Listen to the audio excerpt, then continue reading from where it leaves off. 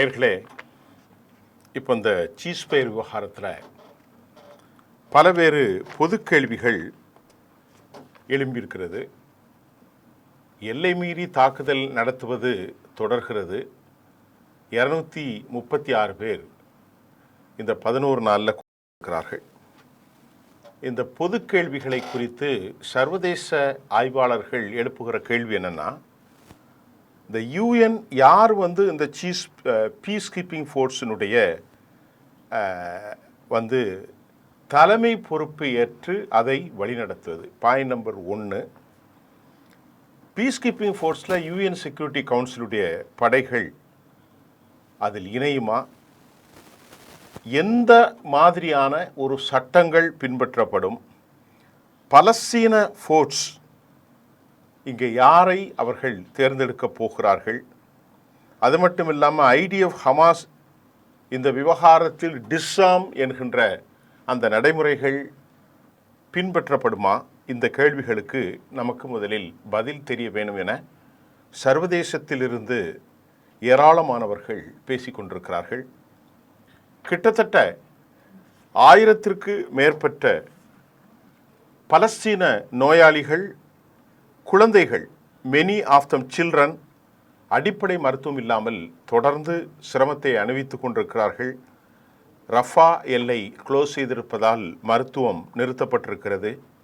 பலர் உயிர் ஆபத்தான நிலையில் அவர்களுடைய உயிரை காப்பாற்றுவதற்கு அவசர எமர்ஜென்சி நடவடிக்கை ஏற்படுகிறது.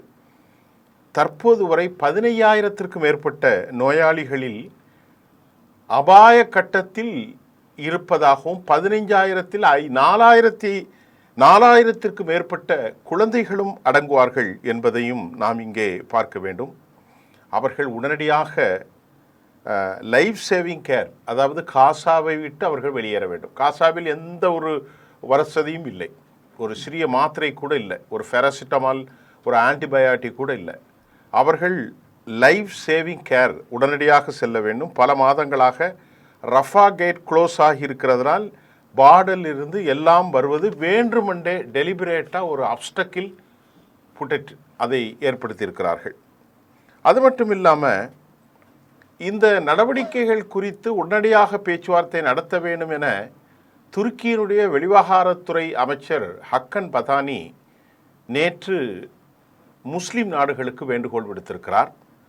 அவர் சவுதி அரேபியா, இந்த பேச்சில் துருக்கி, பாகிஸ்தான், இந்தோனேஷியா, யுனைடெட் அரபு எமிரேட்ஸ் மற்றும் எகிப்து போன்ற நாடுகள் இணையக்கூடிய வாய்ப்பில் உடனடியாக இந்த நிலைகளை பற்றி பேச வேண்டும். எல்லை மீறுகிற தாக்குதல், ரஃபா எல்லை க்ளோஸ் பண்ணியிருக்கிறார்கள். தொடர்ந்து சவங்களை, அழுகிப்போன பிணங்கள் ஒப்படைக்கப்பட்டு வருகிறது. இந்த சிச்சுவேஷன் குறித்து ஹியூமனிடேரியன் கிரைசிஸ், பார்டரை கதவடைப்பு செய்திருப்பதால் மருத்துவம், உயிர்காப்பு, life saving care, food, shelter, accommodation குறித்து கண்டிப்பாக ஒரு காம்ப்ரிஹென்சிவ் விரிவான பேச்சுவார்த்தைக்கு இந்தோனேஷியா, யுனைடெட் அரபு எமிரேட்ஸ், சவுதி, துருக்கி, பாகிஸ்தான் மற்றும் ஈஜிப்ட், கத்தர் எல்லா நாடுகளுக்கும் அழைப்பு கொடுக்கப்பட்டிருக்கிறது. இது மிக முக்கியமான ஒரு செய்தியாக நமக்கு பார்க்கிறோம். இதற்கிடையில் டெத் பெனால்டி என்கிற ஒரு சட்டத்தை இந்த இஸ்ரேல் நிறைவேற்றிருக்கிறார்கள். இந்த சட்டத்தினுடைய கொடூரம் என்னவென்றால், ஒரு யூதனை யார் செய்தாலும் அவன் முதலில் இந்த சட்டத்திற்குள் உட்படுத்தப்படுவான், பெஞ்சமின் நெத்தானியாகுடைய ஆதரவோடு. அதே சமயங்கள் யூதர்களை மோட்டிவேட்டடாக செய்தால் சிட்டிசன்ஸ் யாராக இருந்தாலும் இந்த டெத் பெனால்ட்டி தான், அவனுக்கு மரண தண்டனை. அதே சமயம் இந்த தண்டனையின் கீழ் மாற்று ஒருவனை யூதர் செய்தால் அவனுக்கு இந்த தண்டனை அக்செப்ட் ஆகாது என்கின்ற ஒரு சட்டத்தை நெசட்டில் நிறைவேற்றியிருக்கிறார்கள். மிக முக்கியமாக இதை குறித்து அவர்களுடைய மனநிலையை நீங்கள் பார்க்கலாம். எர்டோகன் 200 பேர் மரணத்தை குறித்து அவர் கடுமையான கண்டனத்தை தெரிவித்திருக்கிறார். எந்த நேரத்திலும் வெஸ்ட் பேங்க் அனெக்சேஷனை குறித்து சிந்திக்கக்கூடாது என்பதையும் அவர் தெரிவித்திருக்கிறார். அதாவது the damage of sanctity of the Al Aqsa mosque. இதற்கிடையிலே காசாவில் தைரல் பலாவில் இஸ்ரேலுடைய தாக்குதல்கள், ஏராளமான பலஸ்தீனியர்கள் wounded due to the drone attacks. அதேபோல் கேன் யூனிஸில் செல் தாக்குதல்களையும் நடத்தி வருகிறார்கள். 45க்கு மேற்பட்ட பலஸ்தீனர்களுடைய உடல்களை இஸ்ரேல் கையொப்பமிட்டிருக்கிறது, அதாவது கைச்சாத்திட்டிருக்கிறது. முறைப்படி அவர்களிடத்திலே ஒப்படைத்து கையெழுத்தை அவர்கள் பெற்றிருக்கிறார்கள். 270 உடல்கள் ஒப்படைக்கப்பட்டிருக்கிறது. இவற்றில் 75 உடல்கள் அடையாளம் காணப்பட்டிருக்கிறது. கிட்டத்தட்ட இந்த சீஸ் ஃபயருக்கு பின்பு 125 முறை எல்லை மீறியிருக்கிறார்கள் இஸ்ரேல் என்ற தகவலும் வந்திருக்கிறது. இதற்கிடையிலே ஹமாஸினுடைய தலைவர் இஸ்மாயில் ஹானி செய்யப்பட்டது குறித்து ஈரான் வெளியிட்டிருக்கக்கூடிய தகவலும் நியூயார்க் டைம்ஸ் தகவலும் மாறுபடுகிறது. நியூயார்க் டைம்ஸ் வெளியிலிருந்து குண்டுகளை கடத்தி ஹனியே இருக்கக்கூடிய அந்த அறையில் அது பொருத்தப்பட்டு டைம் பாமர் முறையோ அல்லது வேறு முறையிலோ அது வெடிக்கப்பட்டதாக நியூயார்க் டைம்ஸ் சொல்லப்பட்டதை மறுத்த ஈரான், இஸ்மாயில் ஹனியே செல்போனின் அவருடைய மொபைல் சமிக்சைகளின் மூலமாக தெளிவாக அவர்கள் செய்யப்பட்டார்கள் என்ற செய்தியை தற்போது ஈரான் வெளியிட்டிருக்கிறது. ப்ரோ ஹிஸ்புல்லா நாளிதழான அல் மயாதீன் இதை கன்ஃபார்ம் செய்திருக்கிறது. தட் இஸ் ப்ரிசிஷன் மிலிட்ரிஸ் ஆன அட்டாக்ஸ் ஆன் ஹனியா என்பதை, அதாவது அந்த லொக்காலிட்டி வயா ஹிஸ் செல்ஃபோன் என்பதையும் போட்டிருக்கிறார்கள். இந்த நடவடிக்கையில் இஸ்மாயில் ஹனியை தாண்டி மிக முக்கியமாக ஹசன் நசுருல்லா அக்டோபர் 1, 2024 பட்டார். ஐஆர்ஜிஸினுடைய மிக முக்கியமான கமாண்டர் சீஃப் அப்பாஸ் நெலோஃபருசான் அவர் செப்டம்பர் மாதத்தில் இதே முறையிலே பெய்ரூட்டிலும் அவர் உள்ளாக்கினார். இதையெல்லாம் ஆய்வுகளின் மூலமாக இஸ்ரேல் நடந்த நடவடிக்கைகளை தற்போது ஈரான் அறிவிப்பு செய்திருக்கிறது. ஈரான் ஒரு ஒருங்கிணைந்த அட்டாக் ஹிஸ்புல்லா, ஹமாஸ், ஹவுதி இதனை தான் முன்னெடுத்ததையும் அவர்கள் தங்கள் அறிக்கையிலே கூட்டியிருக்கிறார்கள். 10 அதாவது யூத ஷெல்டர்கள் ஏராளமானவர்கள் தங்கள் போரிலே அவர்கள் தாக்கி அழித்ததாகவும் 46லிருந்து 61 அமெரிக்க மில்லியன் டாலர்களை தமக்கு செய்து செலவு ஏற்பட்ட இந்த 12 நாள் போரில் என ஈரான் தெளிவாக அறிவிப்பு செய்திருக்கிறார்கள். அது மட்டுமல்லாமல் சென்ட்ரல் இஸ்ரேலில் அவர்கள் தாக்குதல் நடத்தியது, இஸ்ரேல் இராணுவ தளங்கள் மிசைல்ஸ் இலக்காக்கப்பட்டது. இதையெல்லாம் அவர்கள் சொன்னாலும் இஸ்ரேல் தங்கள் நாட்டில் எப்படி தாக்கினார்கள் என்பதையும் ஈரான் வெளிப்படுத்தியிருக்கிறது. எமது நாட்டில் உள்ள குடோன்கள், மிசைல் குடோன்கள், ஏர் டிஃபென்ஸ் சிஸ்டம்ஸ் இலக்குகளை இஸ்ரேல் தாக்கியது உளவு அமைப்பின் மூலம் என்பதும் கூட அது சொல்லப்பட்டிருக்கிறது. இந்த சீஸ் ஃபயர் அமெரிக்காவினுடைய கத்தர், எகிப்தின் மூலமாக உருவாக்கப்பட்டு துருக்கியும் இதிலே பங்கு பெற்று கைதிகள் பரிமாற்றம், இது ஒரு மைல்கல். ஆனாலும் இதிலே நாம் ஏற்கனவே சொன்ன பல கேள்விகளுக்கு சந்தேகம் தொடர்கிறது.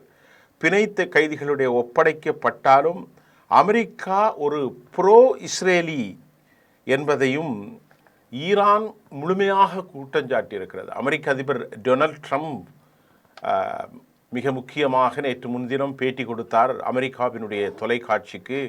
ஈரானோடு நாங்கள் பேச்சுவார்த்தைக்கு இணங்கியிருக்கிறோம், பேசப்போகிறோம் என்றெல்லாம் சொல்லி வந்த நிலையில் கொமெனி என்ன சொல்லியிருக்கிறார்னா, தெர் இஸ் அ நோ, யுஎஸோடு நாங்கள் பேசுவதற்கான வாய்ப்பு இல்லை, அவர்கள் யூத சியோனிச தத்துவத்தின் பால் நம்பிக்கை கொண்டவர்கள், அவர்களை ஆதரிப்பவர்கள் என்று தெளிவாக ஆயதுல்லா கொமினி அறிவித்திருக்கிறார். அமெரிக்காவுடைய கோஆபரேஷன்ஸ் இது அர்த்தமற்றது, நோ மீனிங்ஸ். ட்ரம்ப் பேச்சில் ஈரானுடைய நியூக்ளியர் டீல் இதையெல்லாம் ஒரு ஒப்பந்தம் ஏற்படும் என அமெரிக்க அதிபர் சொல்லி வந்தாலும் அதை அப்படி ஒரு சூழல் இல்லை, எங்களோடு பேசவும் இல்லை, பேச வாய்ப்பும் இல்லை என்பதை ஈரானுடைய அஃபீஷியல்ஸ், இன்டெலிஜென்ஸ் தலைமையும் சுப்ரீம் தலைமையும் வெளிவிவகாரத்துறையும் மறுத்துவிட்டார்கள். அவர் பொய் சொல்வதை போன்றுதான் தற்போது ஈரானுடைய டெஹ்ரான் ரெடி ஃப்ரெண்ட்ஷிப் என்றெல்லாம் சொல்லியிருக்கிறார். நாங்கள் ஈரானோடு கை கொடுக்க போகிறோம், அதில் அதாவது அவருடைய நியூக்ளியஸ் அது தயார் செய்யாமல் இருப்பது, அதே போன்று குறிப்பிட்ட அளவிலே ஏவுகணைகளை தயாரிப்பது, ஆபத்தான ஏவுகணைகளை தயாரிக்காமல் இருப்பது, இது போன்ற விஷயத்திற்கெல்லாம் இடமே கிடையாது. நாங்கள் என்ட்ரி செய்வது, சென்ட்ரிஃபியூஜ் போவது எங்களுடைய sovereign right for the people of Iran, எங்களுடைய சுயாதீன மக்களுடைய ஒரு நிலை. இதெல்லாம் நாங்கள் கைவிட போவதில்லை. 400 கிலோ வெயிட் இருக்கிறது எங்களிடத்தில் யுரேனியம், 60 விழுக்காடு அது என்ட்ரி செய்யப்பட்டிருக்கிறது. யுஎஸ் தாக்குதலால் அது அழிக்க இயலவில்லை, ஈரான் நோ பிளான் என்பதை அல் ஜசீராவிற்கு செய்தியோட்டத்தில் நாம் அறிந்து கொள்ள முடிகிறது. ஐஏஇ என்று அழைக்கப்படுகிற இன்டர்நேஷ்னல் அட்டாமிக் எனர்ஜி ஏஜென்சி அவர்கள் ஈரானுக்கு எப்பவும் எந்த நிலையிலும் டெஸ்ட் பண்ணினாலும் நேரடியாக களப்பதிவில் நாங்கள் பேச தயார், ஆனால் ஒரு சுயாதீன கண்ணியம், கட்டுப்பாடு, சமரீதியான மதிப்பீட்டை மதிக்கின்ற வரையிலே இந்த பேச்சுவார்த்தைக்கு அனுமதிக்க முடியும்.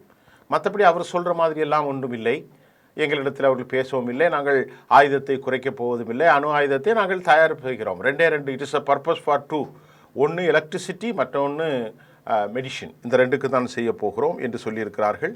மறுபடியும் ஈரான் என்ன சொல்கிறது, ஜீரோ என்ரிச்மெண்ட் லிமிட்ஸ் மிசைல், இவங்க சொன்னதெல்லாம் ஜீரோ என்ரிச்மெண்ட்ஸ், அமெரிக்கா எதுவுமே இருக்காது, எல்லாம் க்ளோஸ் பண்ணிடுவாங்க. அடுத்து லிமிட்டட் மிசைல்ஸ், சும்மா பேருக்கு வச்சுக்கிடலாம், அவெல்லாம் வச்சுக்குவோம், அமெரிக்கா வச்சுக்கிடலாம், இஸ்ரேல் வச்சுக்கிடலாம், ஆனால் இவன் வைக்கக்கூடாது. லிமிட்டட் மிசைல்ஸ் அண்ட் ரீஜனல் டைஸ்அப், எல்லாரோடையும் இணைய வேண்டும் என்று சொல்லுகிறதற்கு அப்பாஸ் அராகசி என்ன சொல்லியிருக்கிறார், it is a illogical and unfair. இது அழகானதும் இல்லை, இது ஒரு லாஜிக்காகவும் இல்லை, பைத்தியக்காரத்தனமாக அமெரிக்கா பேசுகிறார் என்பதை போன்று சொல்லாமல் சொல்லி அவர்கள் நிராகரித்திருக்கிறார்கள். எந்த அணு ஆயுதங்களை அவர்கள் வைத்துக் கொள்வார்கள், அமெரிக்கா வைக்கும், இஸ்ரேல் வைக்கும், இவர்கள் ஜீரோ என்ரிச்மெண்ட். 2வது தான் முக்கியம், லிமிட்ஸ் மிசைல்ஸ். அவன் நினைக்கிற மாதிரிலாம் ஆபத்தான மிசைல்களை தயார் செய்யக்கூடாது, அவர்கள் எல்லாவற்றையும் தயார் செய்வார்கள், இஸ்ரேலும் தயார் செய்யும், ஆனால் இவர்கள் வைக்கக்கூடாது. அது மட்டும் இல்லாமல் ரீஜனல் டைஸ், அவன் சொல்கிற நாடுகளோடு நட்புறவோடு இருக்கணும், இதெல்லாம் வாய்ப்பே இல்லை. 2வது ட்ரம்ப் என்ன சொல்கிறாரு, மிடில் ஈஸ்ட் ஸ்டெபிலிட்டி, இதெல்லாம் இருந்தால் ஒரு நிலைத்தன்மை இருக்கும் என்பதை சிபிஎஸ்சிக்கு பேச்சு கொடுத்தார். தெஹ்ரானுடைய கதவுகள் திறக்க வேண்டும், ரீஜனல் இந்த டிப்ளமேட்டிக்கில் அவர்கள் இணைய வேண்டும் என்று சொல்லியிருக்கிறார். அது இல்லை என்றால் is is a hell out of Iran, Arab Israel normalisations impossible என்ற தகவலும் நமக்கு இப்பொழுது கிடைத்திருக்கிறது. இன்றைக்கு ஈரான் முழுமையாக மறுத்துவிட்டது, இது முக்கியமான செய்தி.